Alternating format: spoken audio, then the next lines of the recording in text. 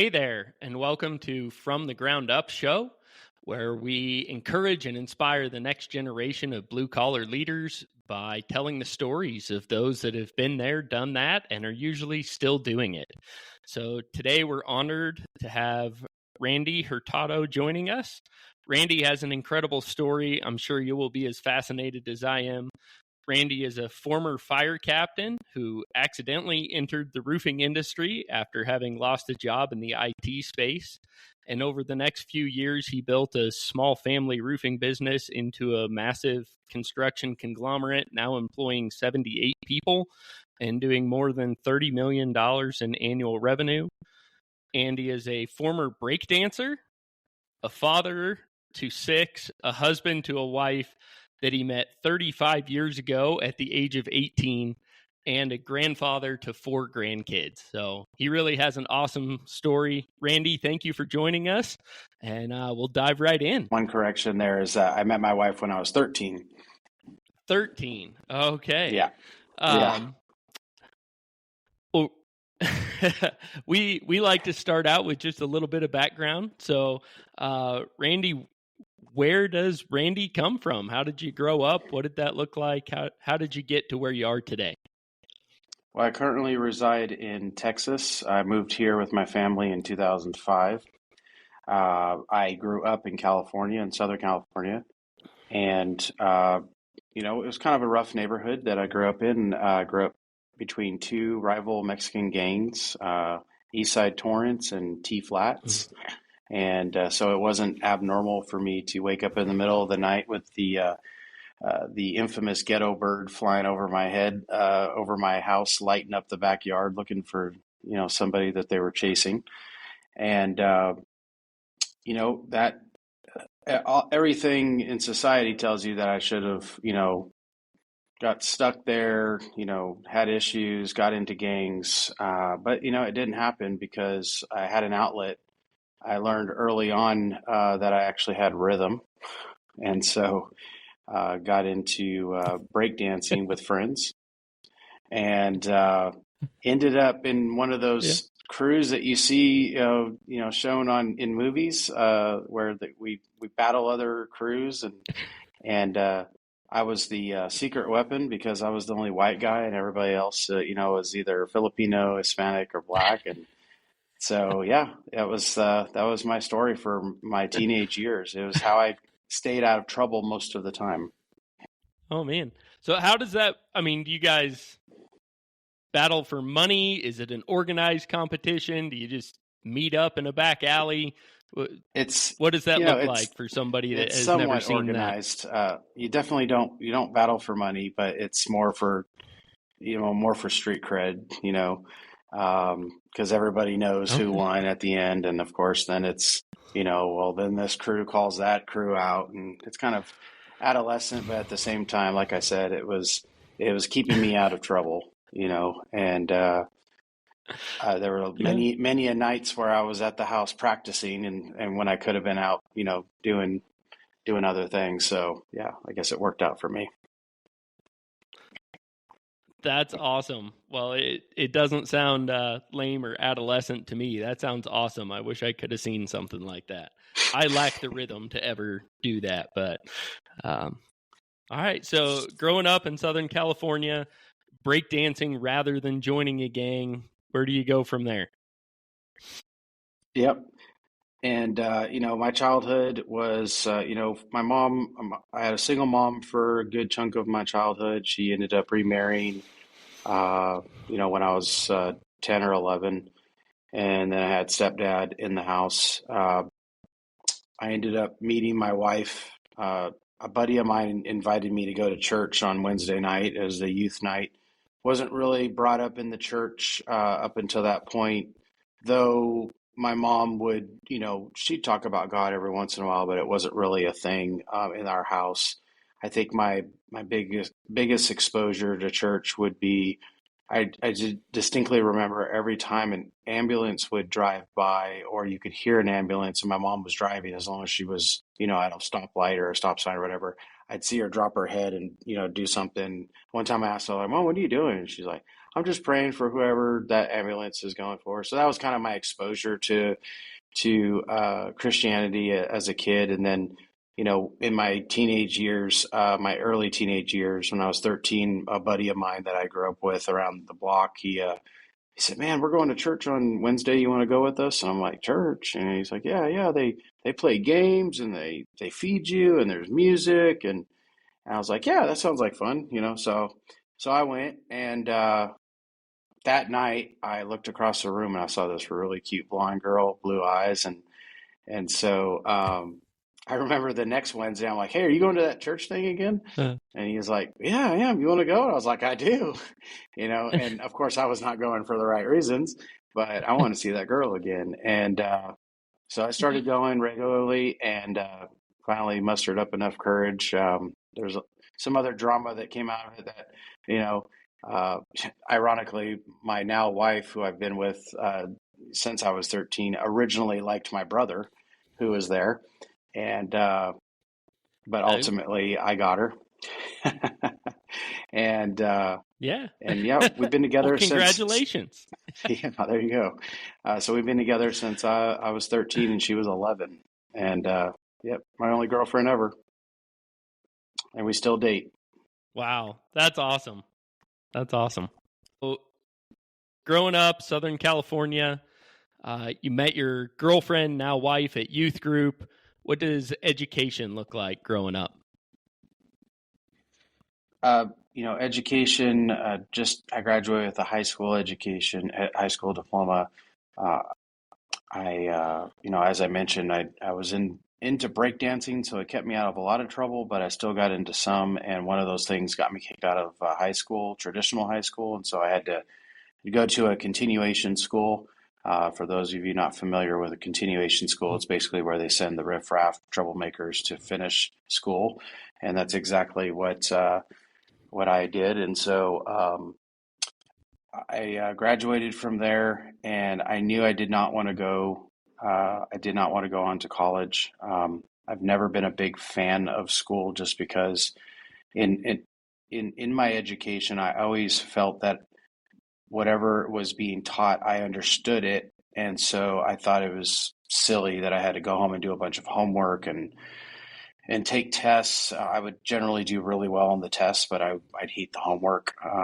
And so I graduated, but it was like a 3.0, and it was, I immediately went to the workforce, and the workforce brought me among many other jobs I worked at Chuck E. Cheese.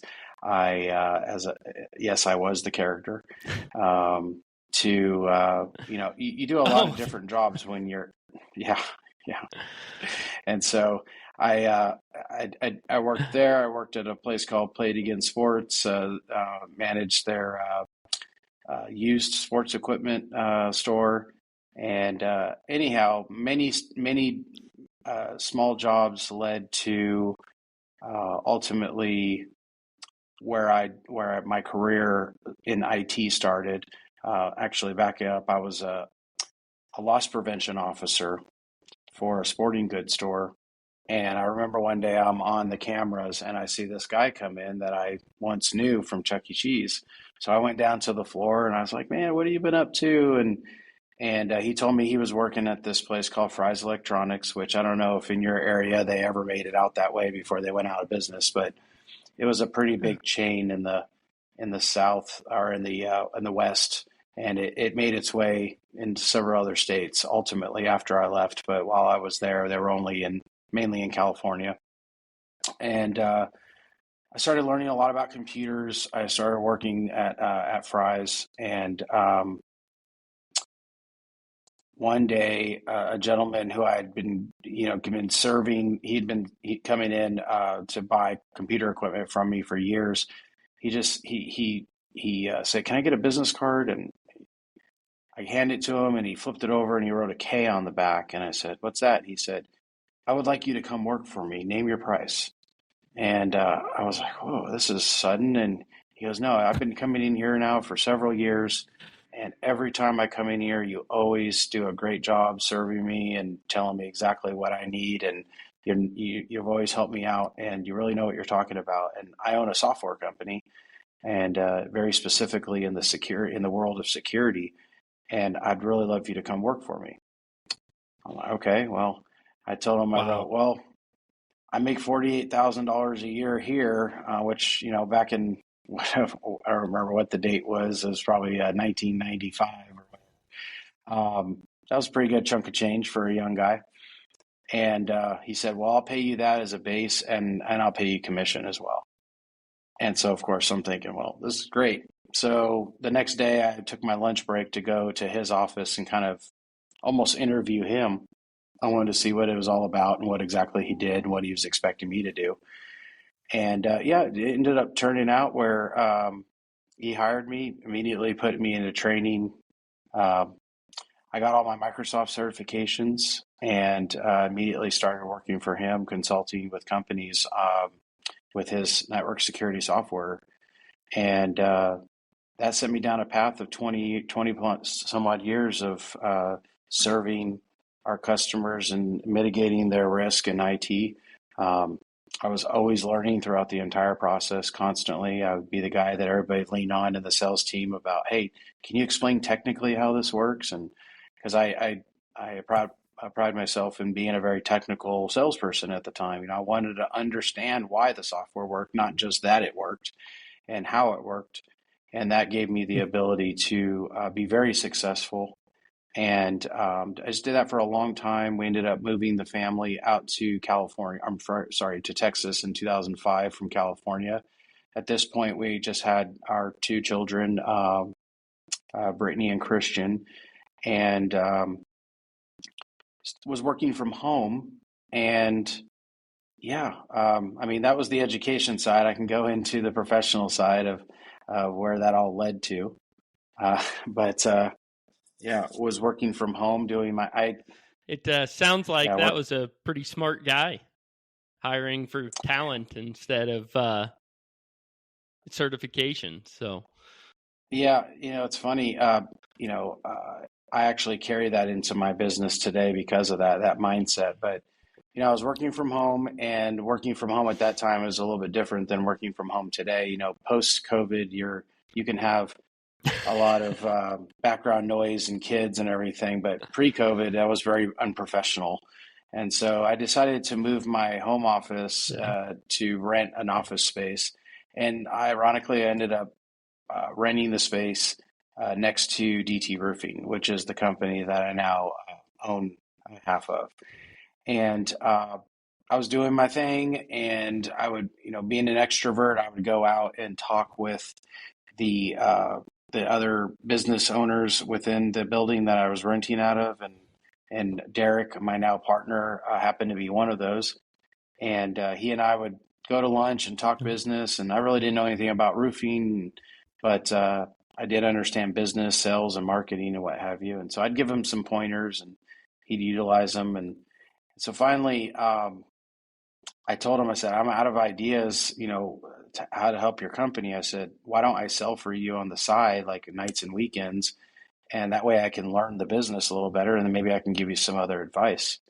And so we started doing that. And then I really started liking it. I really started loving working with homeowners instead of dealing with corporate America like I was doing with my IT job. And so I started praying about, like, God, if you want me to leave this career and go into a different career, you're going to have to make it abundantly clear, because it became an identity for me. Like, that's all I knew was IT security.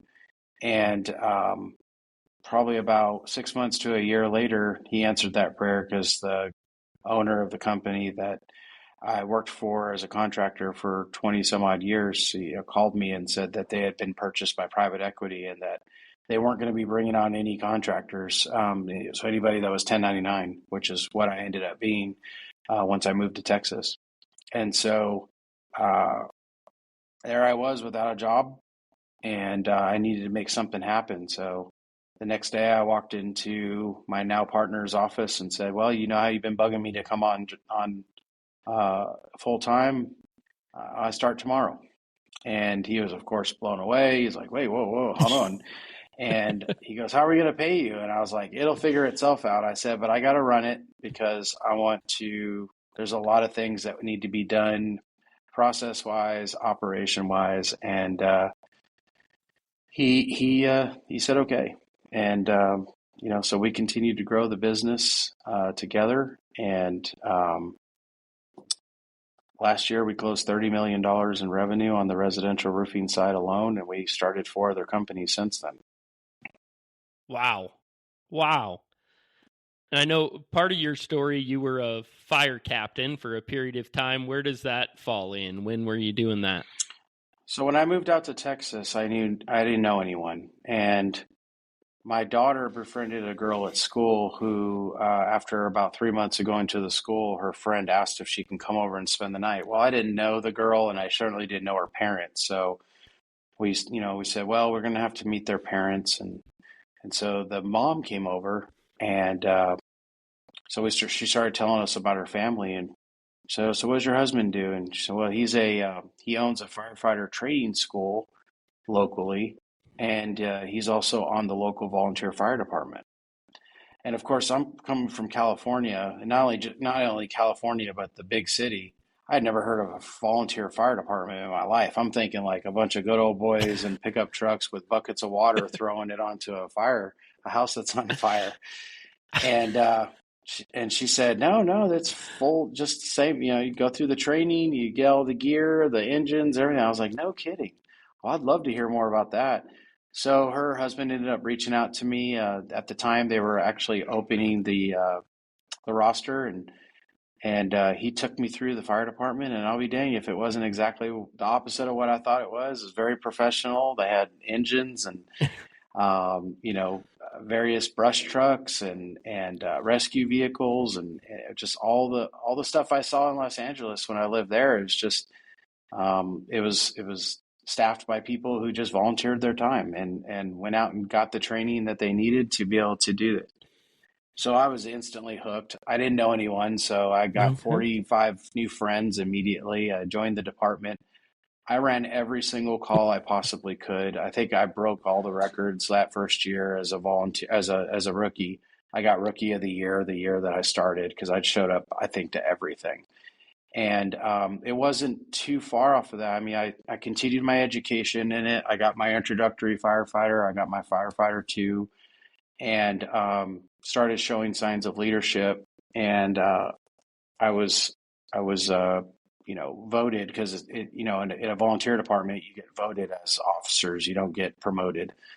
And so I was voted in to be a lieutenant, and did that for several years, and then ultimately voted to be a captain. And 17 years later, I retired from it. Our businesses were starting to really pick up, and I couldn't devote the time that I had before to it, and I didn't want to hold a spot on the roster.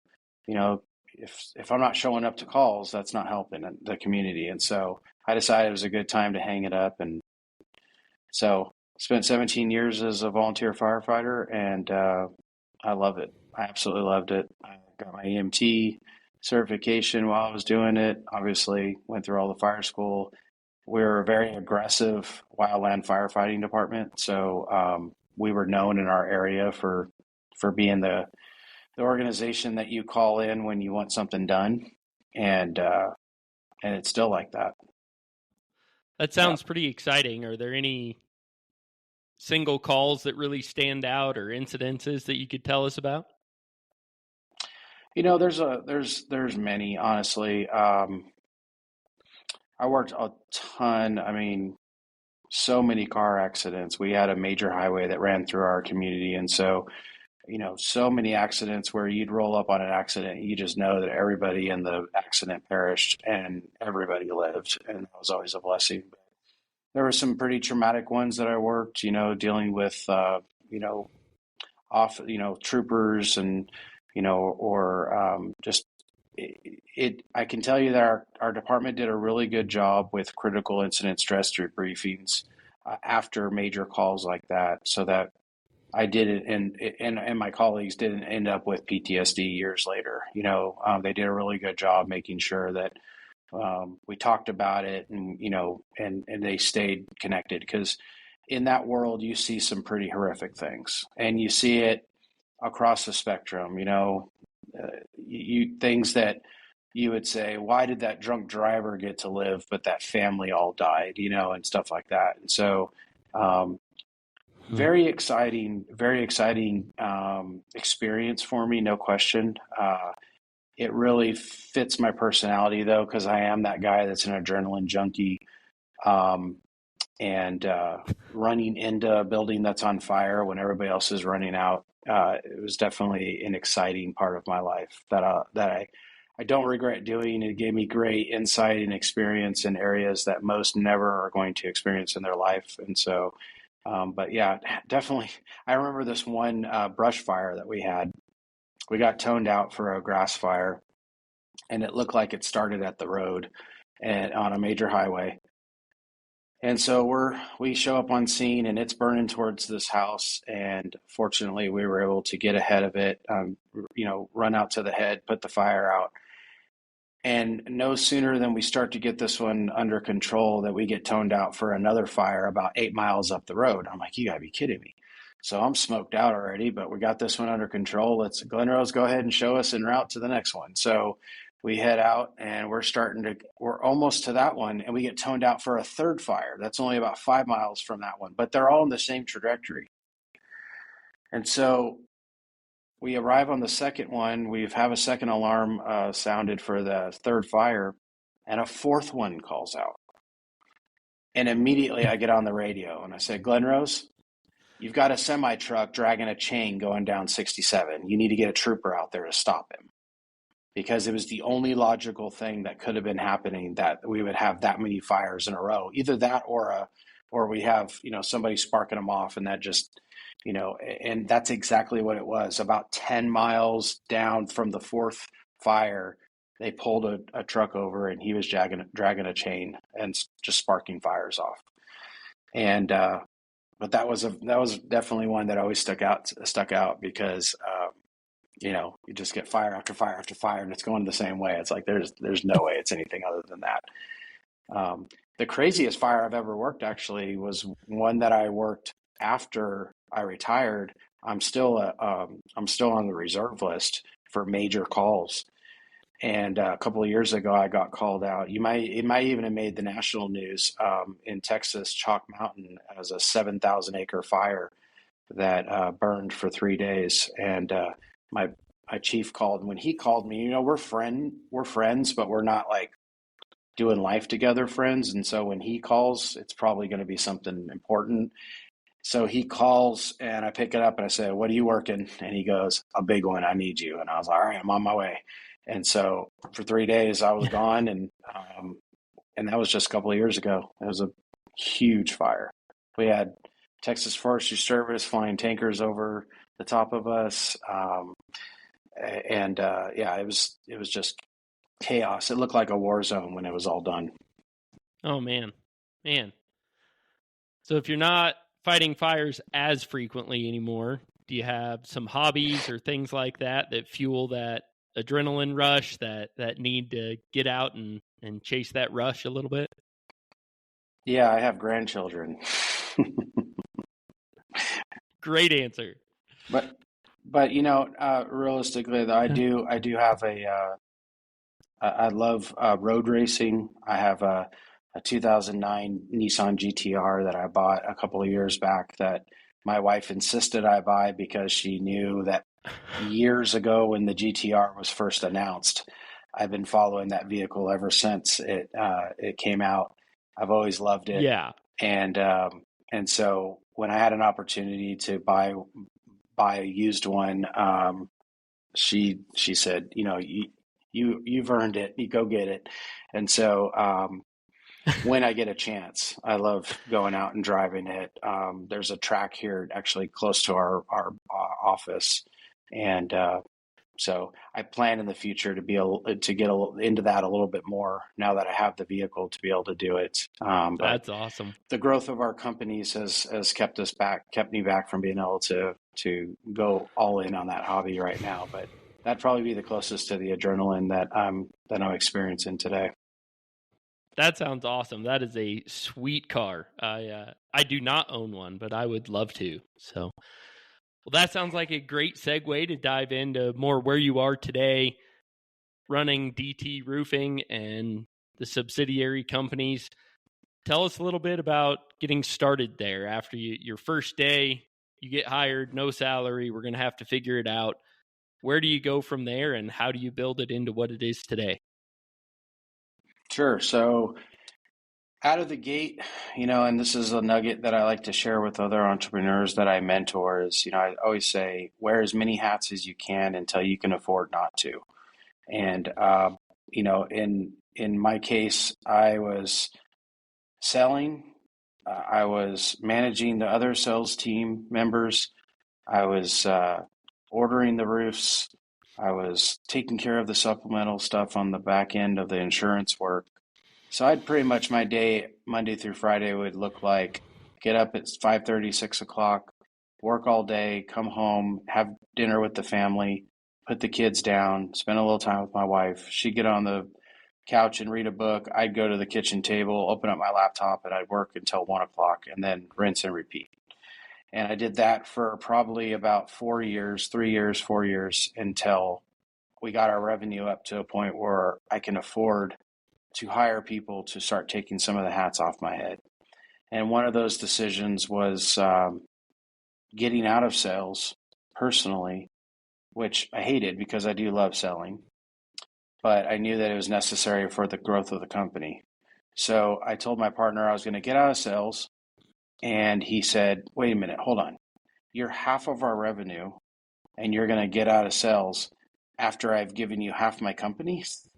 And I said, yes, but there's a plan. And I said, ultimately, I'm going to hire more guys and train them to do it the way I did it. So it'll have a force multiplier. And well, he said, okay, I trust you. You haven't let me down yet. And that's exactly what happened. And what's funny is the year I did that, we had just exited the prior year. We did about $7.5 million in revenue at that point. And the year that we did that, we did 10 million in revenue. So the increase was about on par with what the increase was the years prior.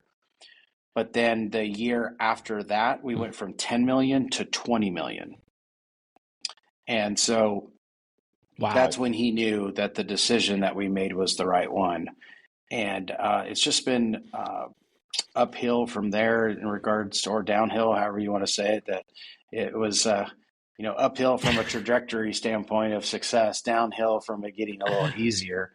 And then we just continued to grow the roofing side. And it's another lesson that I like to teach some of the company owners that I mentor is that, there's a lot of companies out there that try to do everything under one umbrella. DT roofing, gutters, garage door, construction, fried chicken, and oil change. It's like they're always trying to do everything, but they're not good at anything. And no one's buying that guy's fried chicken, right? And so what I try to encourage other business owners to do is to get really good at one thing and be known for it. And if you do that and you want to dabble in other things or try out other trades, do it as individual companies. That way, one, that it's not just a hobby, that it's actually profitable. So you're doing something that actually makes sense. You're not just melding it into your profit on your P&Ls for your roofing company, and you don't really know that you suck at doing siding or suck at doing construction or whatever the other thing is that you're trying to merge into the roofing side. And of course, roofing is just an example here. Anyone that's listening to this, that this resonates with, insert your trade of choice. But what we did was DT roofing got really, really good and big in our area to the point where it was synonymous with quality. It was synonymous with, well, these are our quality, culture, community, integrity. You see it all behind me.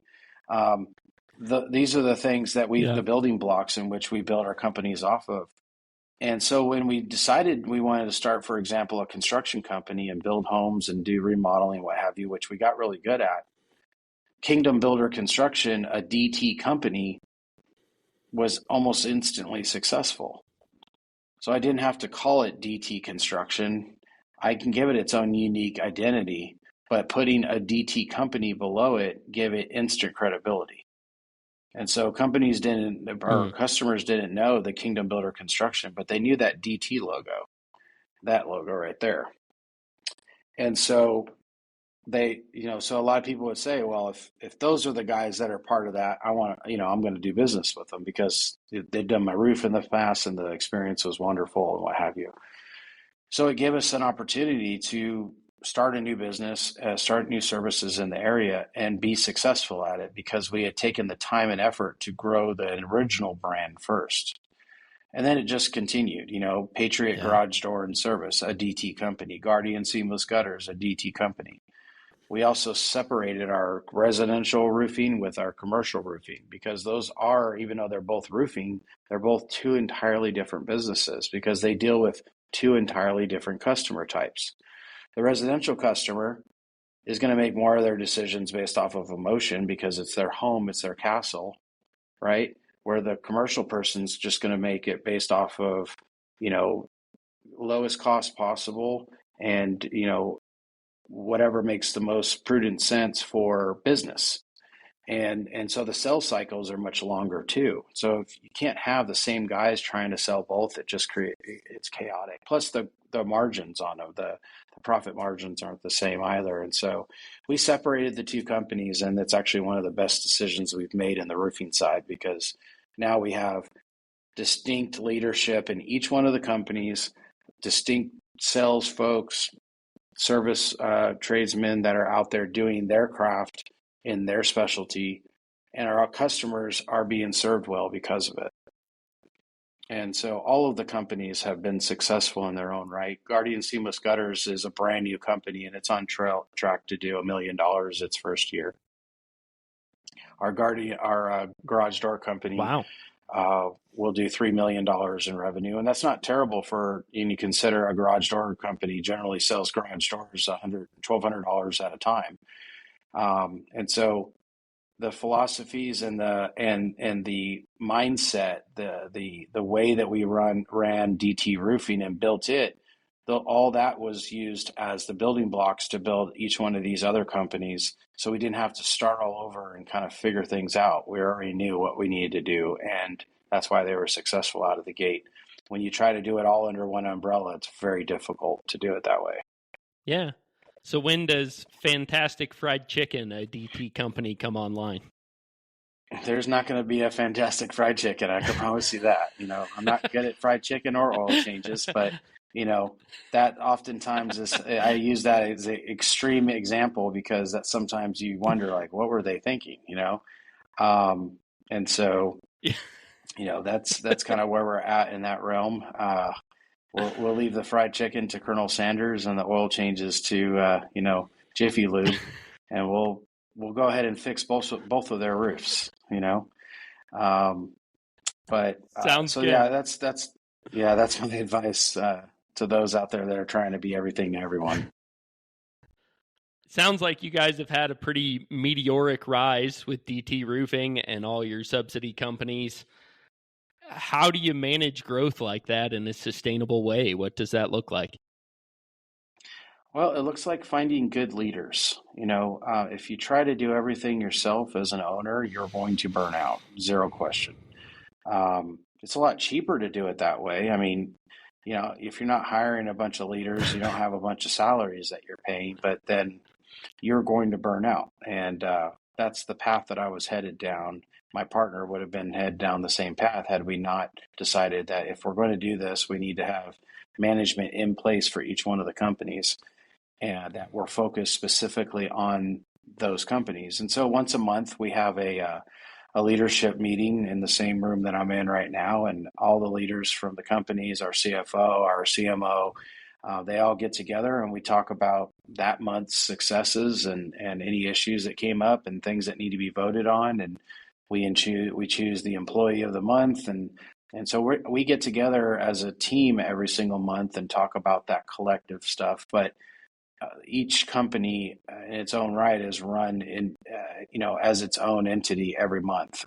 And so what's great about it too is they feed off of each other too. DT roofing, oftentimes when you're replacing a roof, the garage door got hit by hail as well, and so you need a garage door. So they get a bid from Patriot. They don't get special pricing or anything. It's same price they would give another roofing company or a customer, and same with Guardian seamless gutters.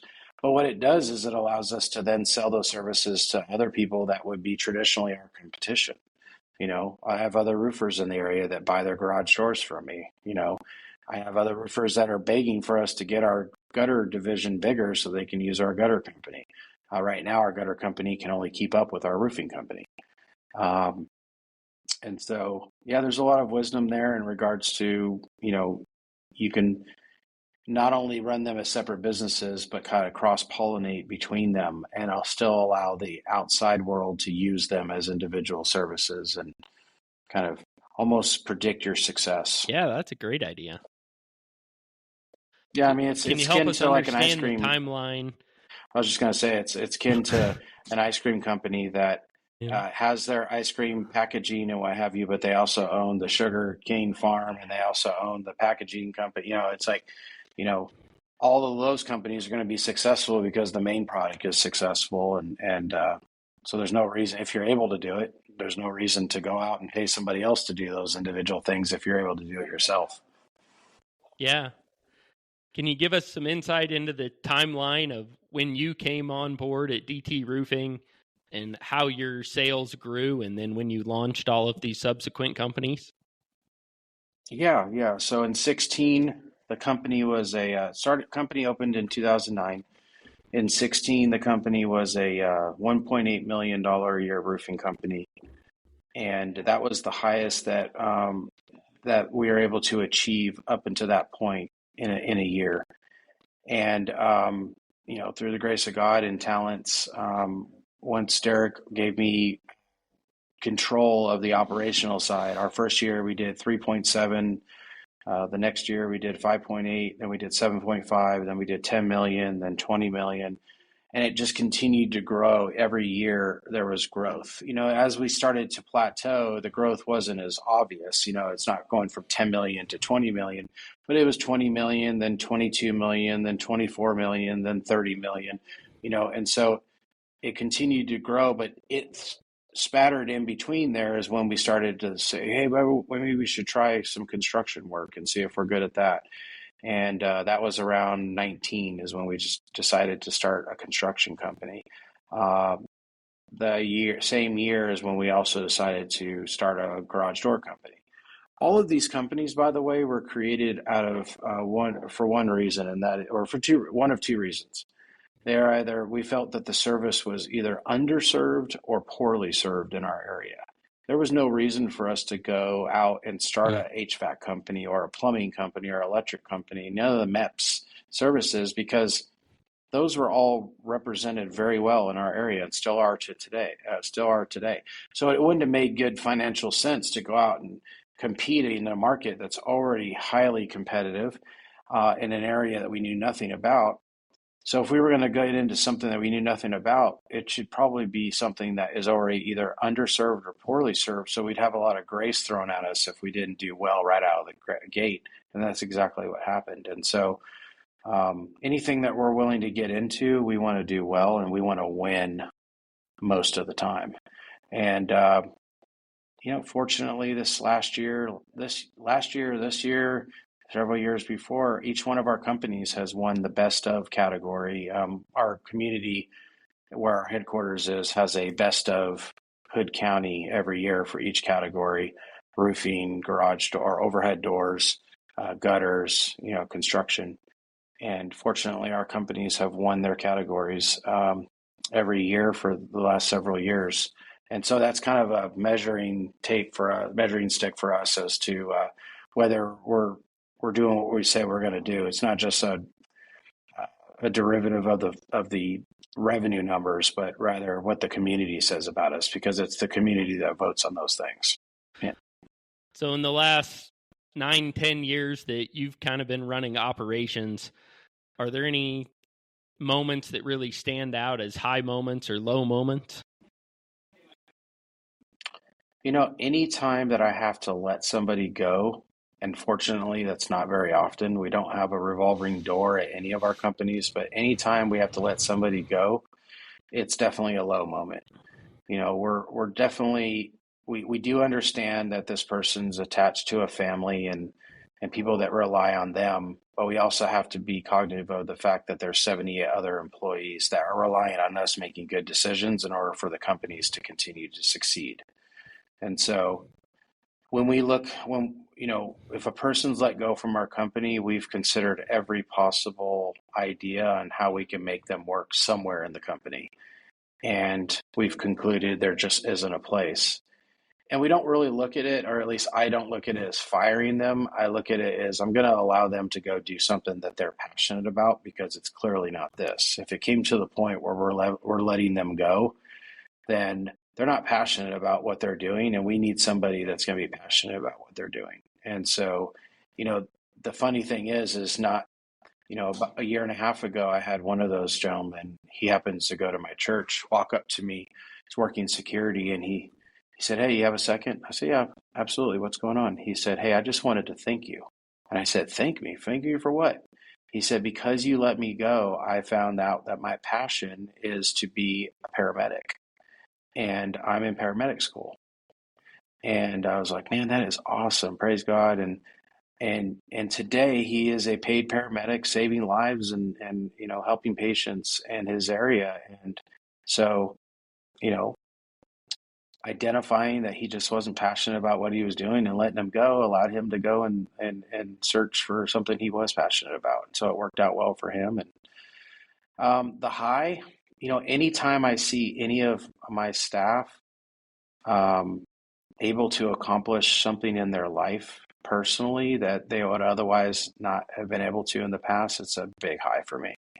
One of our salespeople is a former teacher, and we all know, no matter where you are in America, teachers get paid crap for what they do. And so the fact that he was able to buy a home on 5 acres and just provide for his family after all those years of being, paid terribly and being an amazing teacher. My son actually, he was one of my son's teachers. It was really gratifying to see that he was able to do that. When one of the guys is able to, just anything, any accomplishment they're able to meet, that brings me great joy.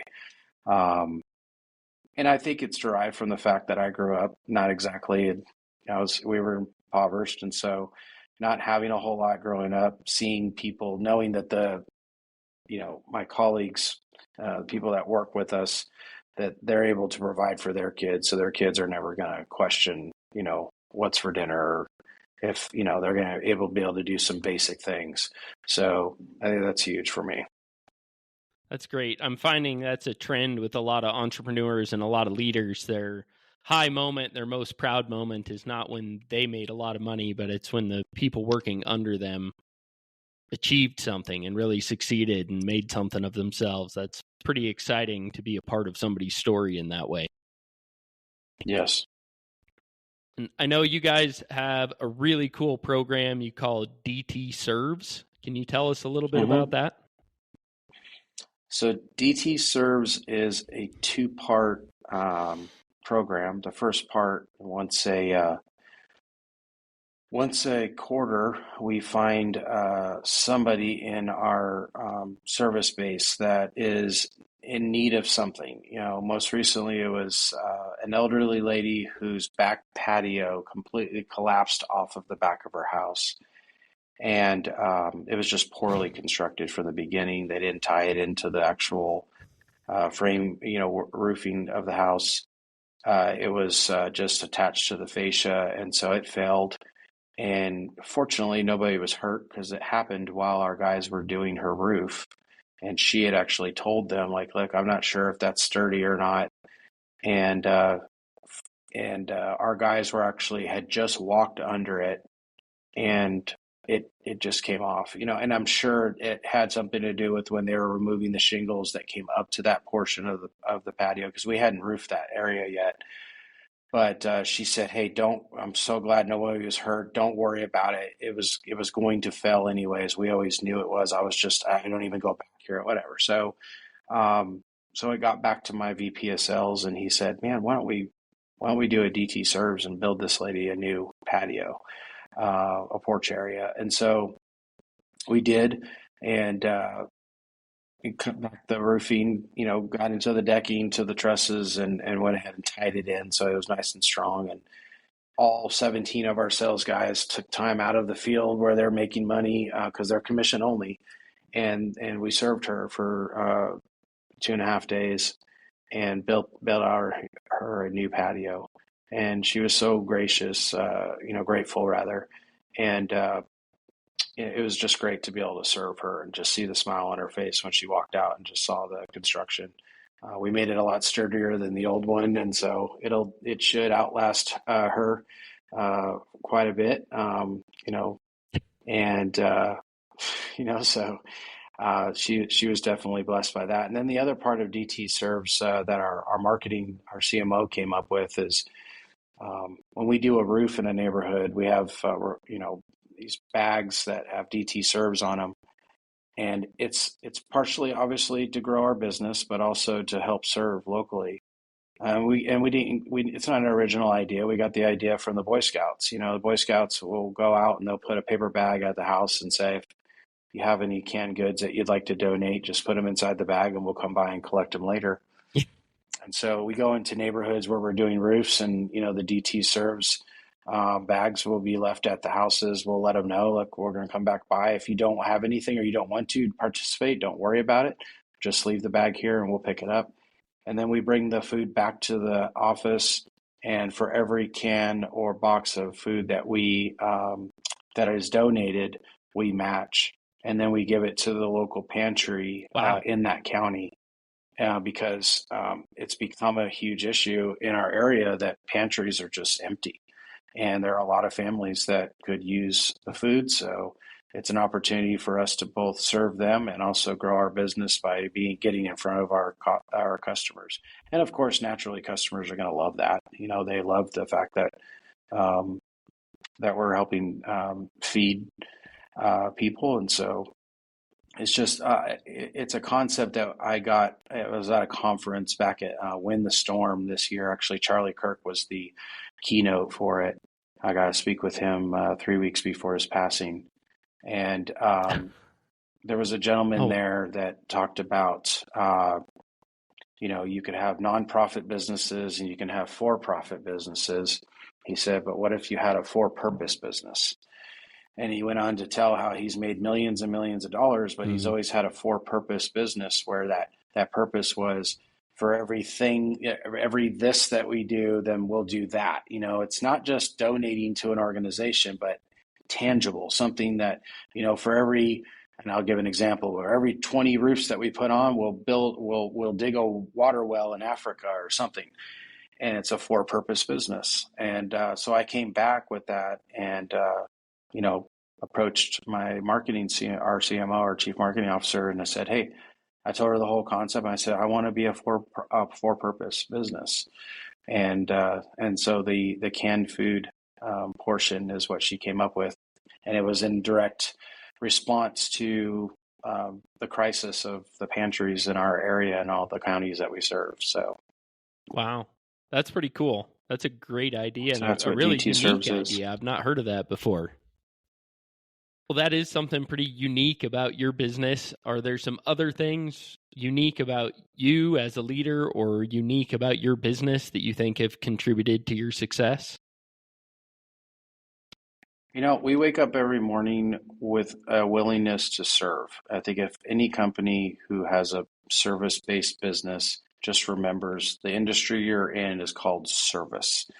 And if you just, no matter what your trade is, if you wake up and your goal is to serve your fellow man in any capacity, but of course, obviously in your trade, you're going to be successful.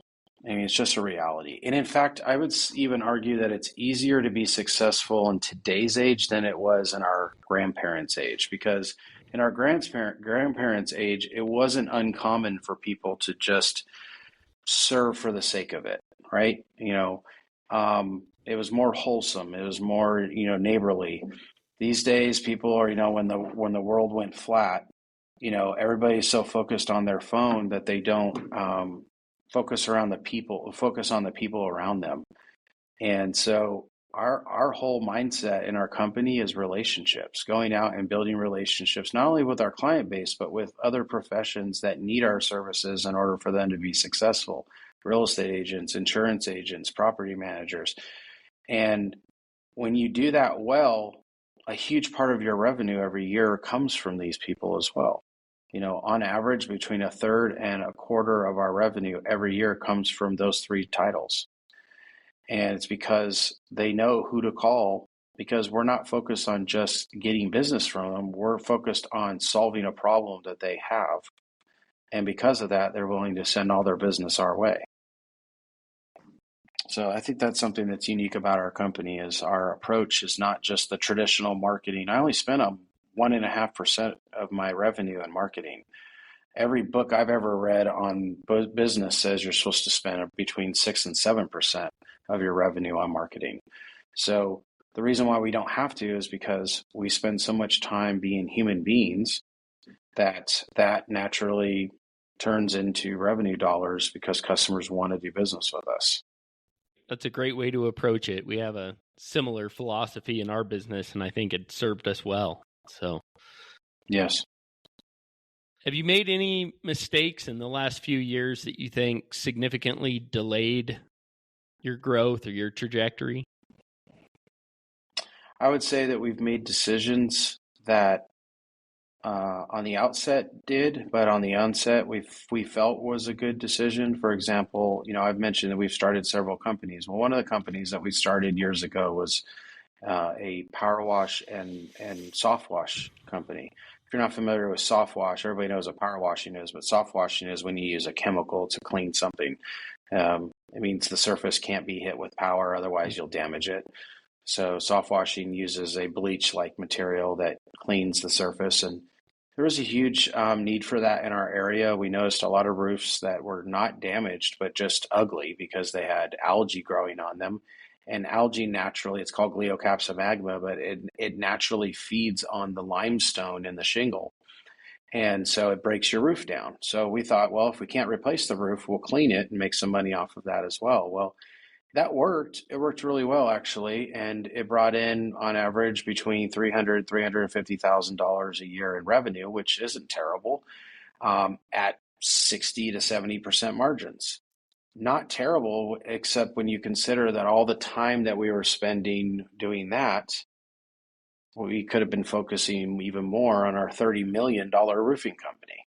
And so sometimes, we didn't have a good experience finding good leadership to just take that over. Otherwise, it would have just been another business in the DT family. But when we definitely had somebody that would go out and do the jobs. But as far as having a leader that would step back, that wasn't in the field but could step back and grow the company and come up with ideas, that we just didn't have that anybody to step forward to do that. So it relied a lot on me to do that. Yeah. And it just didn't make sense for my time was more valuable growing our other businesses than it was to grow that. And so what we did is we found a local window washing company that actually wanted to get into power washing and soft washing. And we said, well, how about we just sell you all of our equipment? And anytime our customers call to say, hey, can you come out and do this? Because they knew that we did that in the past. We'll just let them know we no longer do it ourselves, but this is the company we've partnered with, and this is who you should use. And they use that business that they get from us to help pay off all that equipment that they bought from us that was very expensive when we bought it. And so that's worked out because customers are still served in that space, but it's just not our company anymore. It's theirs. And so that would probably be one. I wouldn't say it was a regret because it was a good experience. It gave me the experience of knowing that if I start a company without leadership out of the gate, then it's probably not going to be successful because I don't have the time to be the leader of that sole company when I'm trying to run five other, up to 40 million in revenue companies.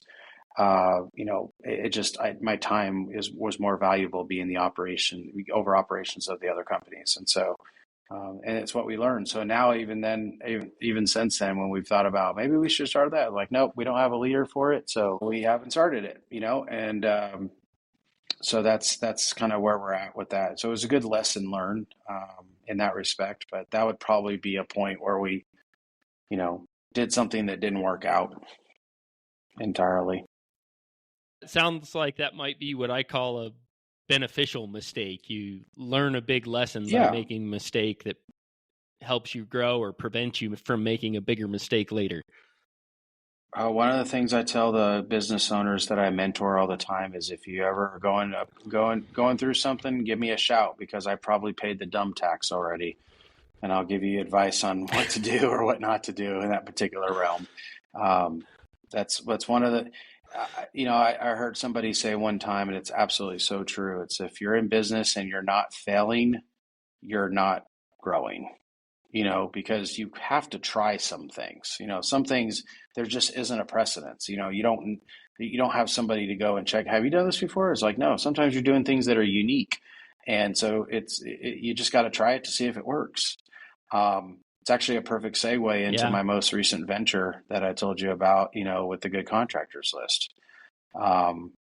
The Good Contractors list, I came on 2 months ago as their chief operations officer to help grow this company nationwide. It was a company that was founded by John Hill in 2011 in the DFW market. And the sole purpose of it was to help homeowners find good contractors so they'd stop getting screwed by bad contractors, because that was a rampant issue. It's actually a problem all over the nation. And he did a great job growing that solution in the DFW market. In fact, since 2011, they've backed over $5 billion worth of jobs in just DFW.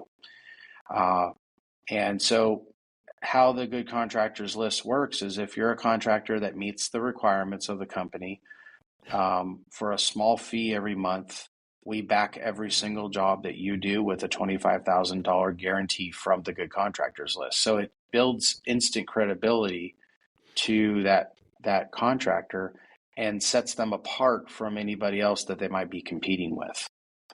And the way that segued into that is, as I said, sometimes you got to do something that nobody else is doing. When John Hill first came to his family and friends and said, "Hear me out.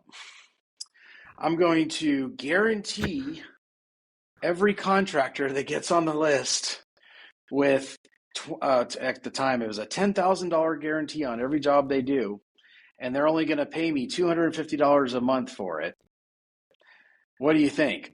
Everybody was like, "You're nuts. You're going to guarantee somebody else's work and to that dollar amount, and you're only going to charge $250 a month." And 14 years later, it's going nationwide. I came on as a COO. My company has been on the Good Contractors list since 2019, end of 19, beginning of 20. Since, 2 other of my companies have joined the list, and it helps close business for Good Contractors. It helps you go in and present to the customer and be different than the rest, because you essentially pose zero risk at all to your customer.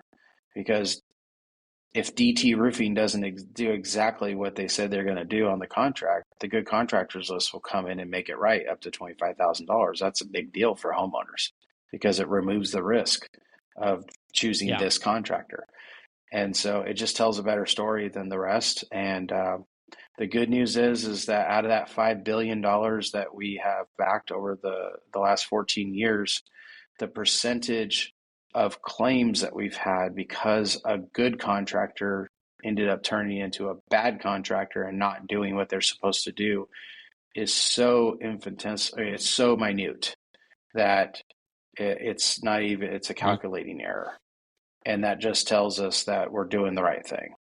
And so that's my most recent venture, is because I have such amazing leadership here in this company, and I don't have to be in the day-to-day, like, babysit, micromanage. They're doing an amazing job. It allows me to focus on growing the good contractors list nationwide, where it was once just a DFW-based company. The last 2 months that I came on, we've been able to grow the company into 15 new states. Wow. That's some pretty incredible growth. You guys are going to be nationwide any minute now. That's the goal. Our goal is within the next 3 to 5 years that every home in America, especially in the major markets, where it can propagate a lot faster, that every home has the good contractors list on their lips. When they're thinking about hiring a contractor, they're going to go to the goodcontractorslist.com and put in the trade that they need, put in their zip code, and find a bunch of companies that have already been vetted by our company, and that we're willing to back with a $25,000 guarantee on every job. And that way homeowners don't have to go to Google anymore and play contractor roulette.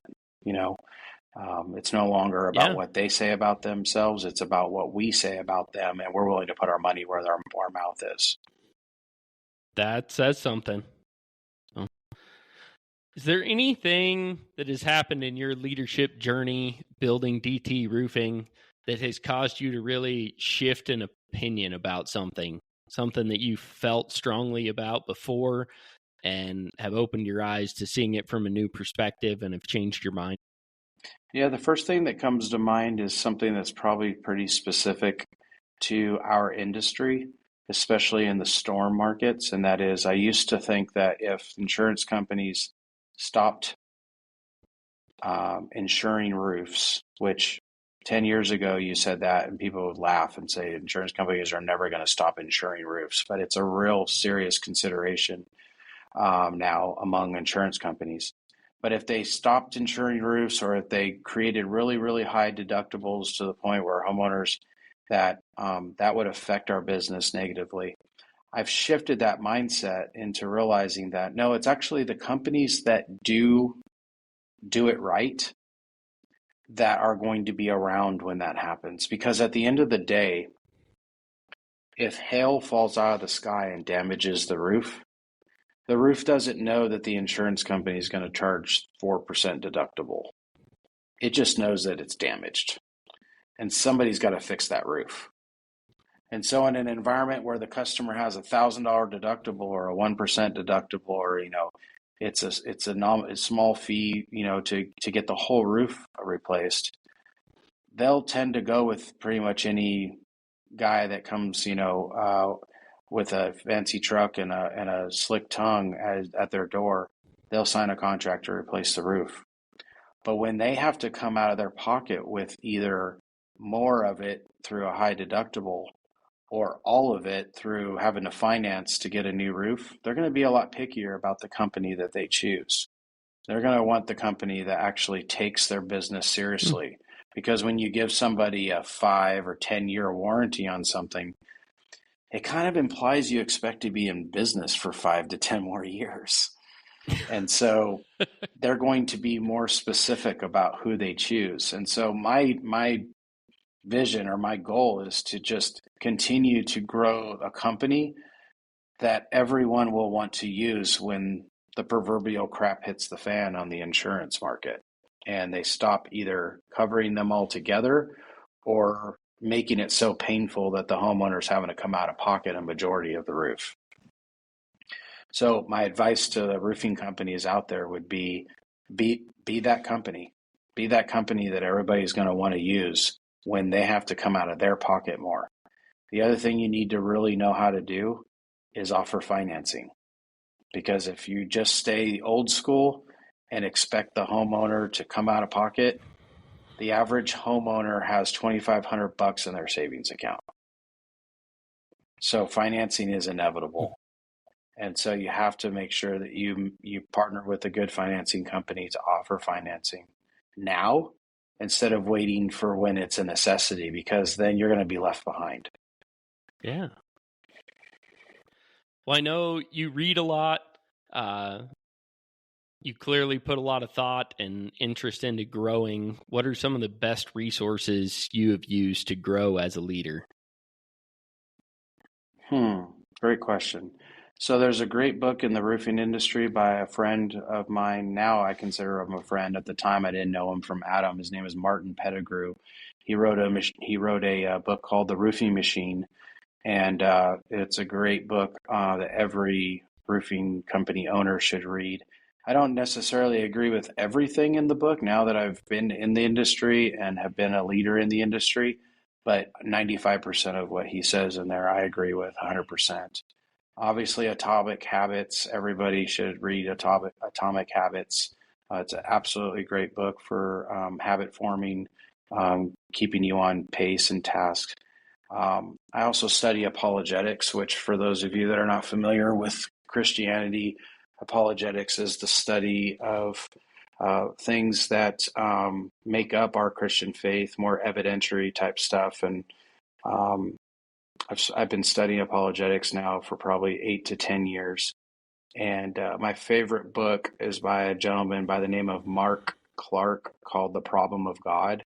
And the reason why I like it is because he came from being an atheist to very similar to Lee Strobel or some of the other guys out there, J. Warner Wallace, that were all atheists, but ultimately came to professing the name of Christ because of evidence that they came across and have since, now they would say they have faith, but it took some evidence for them to get there in their minds. And The Problem of God is an excellent book. I've probably read it 3 or 4 times. Um, and truth be told, I'm not a big reader. If I do read a book, I listen to Okay. it. I have a lot of windshield time in my truck, and so Yeah. I'll listen to books, audiobooks, and I'll listen to them on speed 1.25. And my wife thinks it's so funny when she hears me reading a book and I blah, blah, blah, blah, blah, blah, blah. And it's like I can hear what he's saying and everything. I just don't want to wait for his draw that's a little bit longer than I want to listen to. And so yeah, most of the books that I read are I do the same quick. thing. I get through them pretty quickly, and it allows me to consume more of them. But that said, I don't like to read a whole lot of books. I love documentaries. Um, and as I said in the onset, when on the education portion, I definitely love to learn.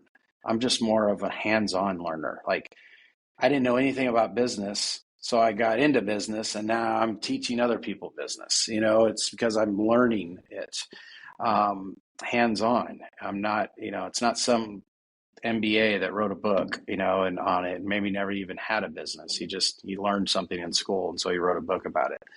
In fact, sometimes I'll read something, I'll go, this guy clearly has never been in business because that does not work. That philosophy is dead. Um, so yeah, I would say those are a couple of books that I've read that I really enjoy that I think are relevant to my life and Okay. things that I care about. Yeah. I know you had mentioned that someday you might like to write a book. Uh, if you Hmm. do, what would be the title and what direction would you take it? Oh gosh. Hmm. I don't, I couldn't even. It, it's just funny because sometimes when I'm telling these stories, because I've done several podcasts, and I don't normally do these long form podcasts, so as much as we've talked about today, normally doesn't make it into most of them. It's like a segment of them, but when you hear things like, I was a kid that grew up in the barrio between two, Mexican gangs that were fighting, that had the police lighting up my house, that was a break dancer, that, got arrested at 16 for shooting a kid in the butt with a BB gun. Come on, California. Um, that graduated from continuation school. By the way, I would love to go back to my continuation school. I told my wife this the other day and ask the principal to give me like 30 minutes in front of all the students that are currently there and just say, I just want to encourage you guys that I was one of you and tell my story, because a lot of those, if someone would have come into the room when I was there and shared the story that I have now, I probably would have been a lot more encouraged than I was at that time. Ultimately, things worked out, but I would love to do that. Yeah. But if you hear the story, been with his wife since he was 13, had his first child at 16, was Chuck E. Cheese for 2 years, firefighter for 17 years, IT security guy for 24 years, uh, five times serial entrepreneur, and on my way to growing a sixth company to 100 million plus. It doesn't even make sense. It sounds fictional, to be honest with you. And if I Yeah. wasn't living the life, I wouldn't believe it myself. It sounds like just a bunch of, made up stuff, but it's the God honest truth. And so I don't know what I would write.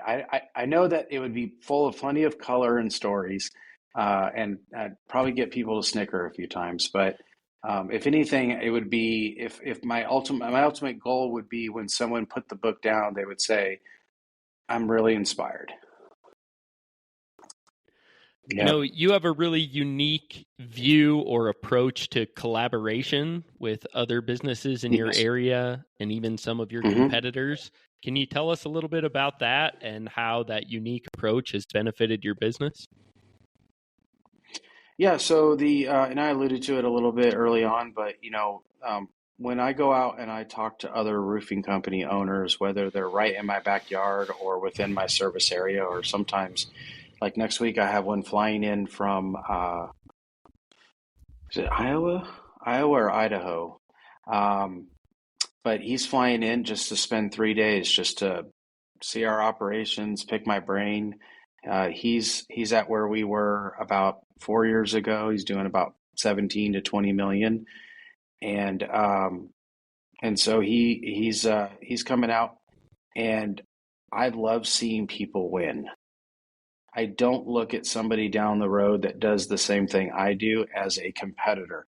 And I know by the traditional use of the term, he is a competitor, but I look at competition as something that takes, and it's maybe a unique approach. Now, as I'm saying the words, I realize that it probably sounds different, but I look at a competitor as somebody who takes money out of my pocket unjustly. Meaning, if it was a roofer that covered a deductible illegally, or um, cut corners on the project illegally, or not illegally, but just cut corners and didn't do the customer right, um, or something to that nature. That's what I consider competition. Is something I can't truly compete with because I'm not going to break the law. I'm not going to shortcut the customer for the sake of winning the bid and trying to race to the bottom on the price. So I look at guys that run their businesses with integrity as a collaboration, as a collaborator. Somebody who's, hey man, sometimes you're going to win, sometimes I'm going to win, but at the end of the day, our industry is lifted up because of that. That's my mindset. Those at the top collaborate, those Mm. at the bottom compete. Obviously, I didn't come up with that mindset, but I'm just saying it's what I live by. And so I've had people literally say, like, "Man, what's your angle? Why are you helping me, or why would you help them?" And that's my mindset. Is look, one, and I look them right in their eyes right in their eyes when I say it. It's like, you're never going to outwork me. So and the other thing is probably only 5 to 10% of the people that I share any of this with is going to do anything with them. So if you're one of those 5 to 10%, more power to you. If you win the job over me, awesome. That customer is getting taken care of. Because here's the truth. I only did 1,500 roofs last year. In the roofing world, most roofing companies would drool at that figure. But I did 1,500 roofs last year. And there's over 350,000 people in the area that I serve. I can't serve them all.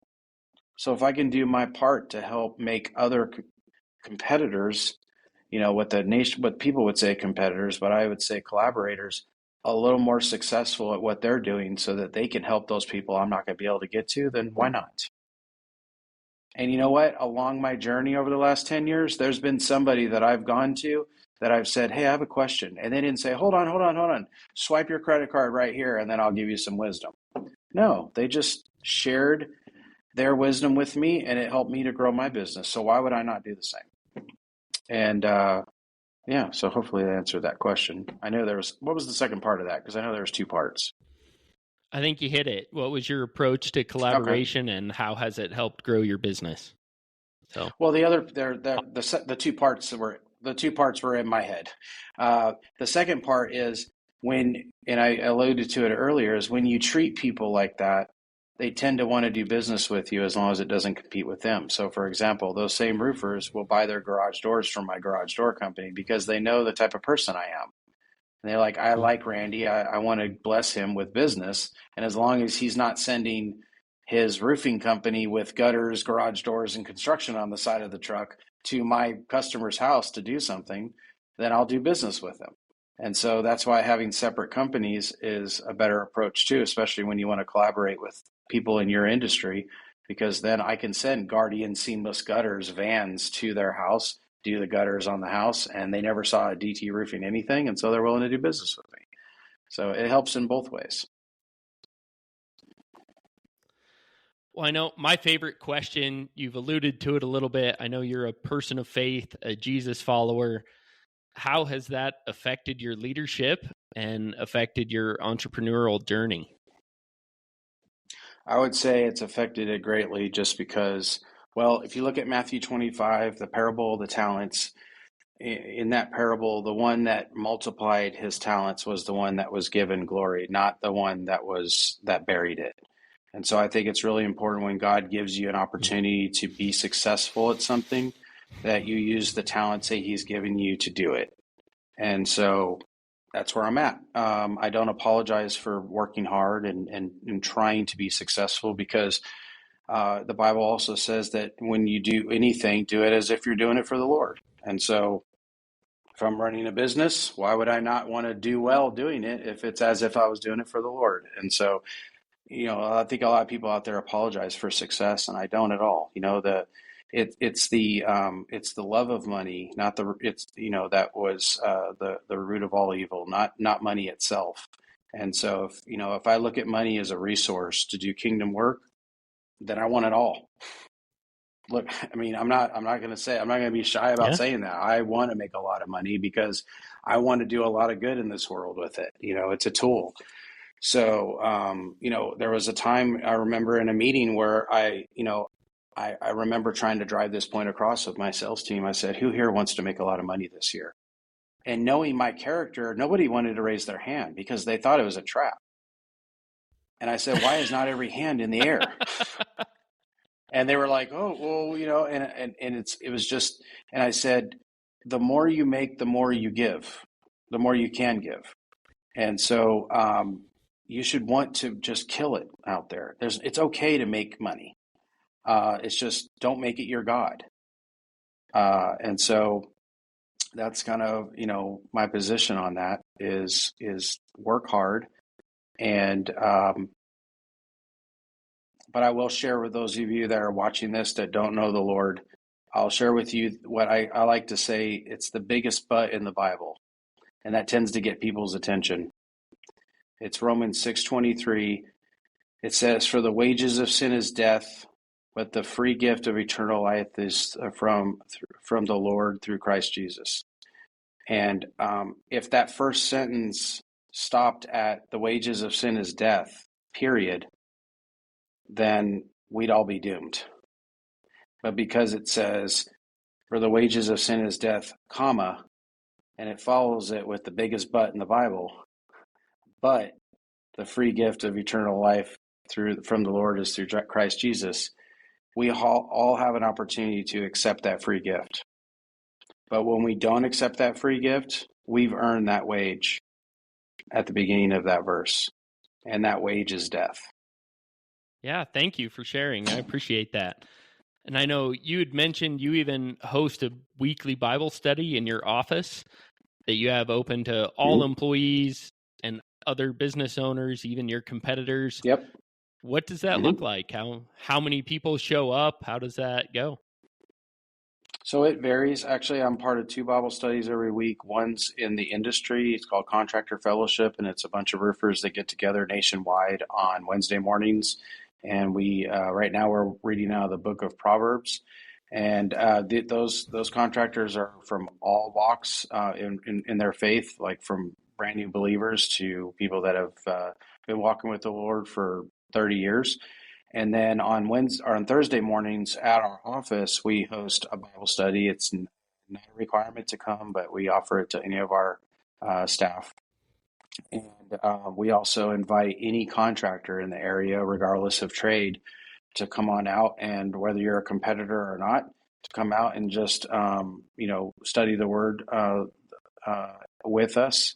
And today we had 9 or 10 guys that showed up. About 4 of them were not from our company. Sometimes 15, 20 show up. Sometimes 5 or 6 show up. It just depends. But it's a standing open. Sometimes I can't make it. Maybe I'm out of town or what have you. I wasn't in town last Thursday for it because I was in Utah meeting with a partner for the Good Contractors list. But we have it there, and it's hosted by a friend of mine who's a pastor at a local church, and he comes and leads it. And he does it for free, but we do give him a gift every 10 weeks. We give him a gift, so I just tell him to remind me when we've hit 10 weeks, and it's more of just a blessing for thanking him for taking his time. But he comes every single week, regardless of who shows up. So there's always that one steady person that's going to be there. And it's worked out really well. I think it's really important. I've had people say, "Are you concerned that somebody's going to complain about it?" Or like, go ahead and complain. It's my company, it's my building, and it's not a requirement, so I'm not breaking any laws. I'm opening it to anyone and everyone. And I don't even tell people that if you're not a Christian, don't show up. I want people that are non-Christians to show up. I want them to hear the truth. Yeah. And so, that's what we do. We started doing this now. This is our, at the end of this year, it'll be our second full year of doing it. At the beginning of 24, as kind of a New Year's resolution, I felt like the Lord was prompting me to start a Bible study at the office. And so I was obedient and did it. And it's been great. That's awesome. We've read through several books, and we talk about it every week. And there's great conversations that happen. Sometimes the conversations are really deep, and sometimes we're laughing. And so it's great fellowship, and it's what it's all about. That's great. That's really cool to hear. I know you talked a little bit about working hard. You said you challenge any of your competitors to outwork you. Working hard unto the Lord instead of unto men. What does a day of work look like for you? What does your schedule look like? It depends. It seems like every day, especially since taking on the job with the Good Contractors list as a new, because sometimes it'll be heavier Good Contractors list stuff that day. Other days it'll be heavier DT or Kingdom Builder stuff. Lately it's been a lot more of the Good Contractors stuff. It's been my focus. I wake up around 5:45, 6 o'clock. Sometimes I'll sleep into the ripe old age of 6:30, and then I get up, and I'll often, while I'm brushing my teeth, what have you, I'll put these headphones on and I'll turn my phone on and listen to. There's certain YouTube channels that I'll listen to, and one that pops up all the time is I'm just drawing a blank right now, but he's a former pastor who started a YouTube channel to just share wisdom with people, and Word of Wisdom, I think. But it's just great. So I'll listen to about 30 minutes, and while I'm getting ready, and then jump in the truck. And on the way into the office, which takes about 45 minutes to get there, I'm probably listening to something else, another podcast or another YouTube video that I'm just listening to, and I get into the office and the day begins. And sometimes it's a whole day of meetings. Today, my day was Bible study, followed immediately by a 2-hour mastermind class that I was co-hosting to pour into about 25 other roofing company owners that are part of that mastermind. A good buddy of mine, Randy Brothers, He runs the Roofing Academy, and he asked me to come in and guest speak today. So I just spent 2 hours just pouring into these guys, answering questions. Several of them are, just starting out. Some of them have been in it for 5 or 10 years. And one of the guys has been doing it since 1991. I was like, dude, I need to ask you some questions. What are we talking about over here? But yeah, and then went from that to lunch to right into this meeting. So today is going to be is a long day of these podcast type, but I am a guest on a lot of podcasts in the roofing industry talking about various topics. I attend a lot of conferences and I speak at conferences a lot, whether I'm on a panel or I'm up on stage or just as a yesterday I was at one where they just wanted me to kind of, if they had a Q&A section, and if somebody asked a question that they were kind of stumped on, they were like, hey, can you and Jason's my buddy that's in Florida, owns a $60 million roofing company, and like, can you and Jason just sit over here, and if somebody asks a question, you guys can kind of field the questions and stuff. So but I do enjoy pouring into people and helping where I can. And I'm blessed to get responses from people all the time. Like, man, I just watched that podcast you did or whatever. And man, I am so inspired and all that. And it makes me feel really good that I can impact people. That's awesome. Well, thank you. I'm sure you'll be inspiring to our listeners, and you're an inspiration to me. I've really enjoyed hearing your story. So as we wrap up and get to the end of our time, do you have anybody that you'd like to see on the show, somebody that has a cool story you'd like to hear more about, where they came from, how they got into whatever industry they're in, or maybe somebody that's in a really unique industry that our listeners might want to learn a little bit about? Well, my good buddy, mentor in both business and a brother in Christ is Dominic Frazier of Frazier Roofing. He's out of Georgia, and he's about 20% larger than we are in as a company size, but just overall a great guy. Ryan Groff with Sales Transformation Group. He owns a company that trains companies from all trade types on how to sell properly. He's another brother in Christ, but he really has a great story. He was a former professional baseball player who ended up getting into the industry he's in now. And he's really a good guy. Lives in Hawaii part-time, also lives in Texas, has a huge family. Just overall solid dude. Awesome. Well, I might have to have you connect off the top. I have plenty to do that. Yeah, not a problem. I'd be glad to. Well, my last question, a segment we do every show to fuel the debate or maybe settle it once and for all. If you have a job to do and you got to pick up a cordless tool, what color are you grabbing? Red. Milwaukee, huh? Oh, everything I have is Milwaukee, from my impacts to my drills to even my lawnmower. I have an electric lawnmower that uses those big monster 12.0 high capacity batteries that cost, a mint and an arm. And I just use that for because we have a ranch. So I just use that for our lawn on our house. And then for all the big stuff out on the ranch, I have a zero turn for. But yeah, definitely I'm a Milwaukee guy. Have been for a long time. And yeah, that's it. All right. Awesome. Well, Randy, thank you so much for joining us. It has been a pleasure. I know you've had a busy day. You're speaking to a lot of people. I really appreciate you taking the time. And what an incredible story you have. You've been through a lot. If you ever write that book, let me know. I'll be the first one to buy a copy. Thank you all for joining us on From the Ground Up Show. If you want to be part of a future show as a guest, or if you want to call in and ask a question of one of our expert guests, let us know. You can find us online at FromTheGroundUpShow.com or on social media at From the Ground Up Show. And if you've benefited from the show, if you've enjoyed our time together, like, comment, share. It means a lot. That's how we get it out there. Thank you guys. And until next time, keep grinding.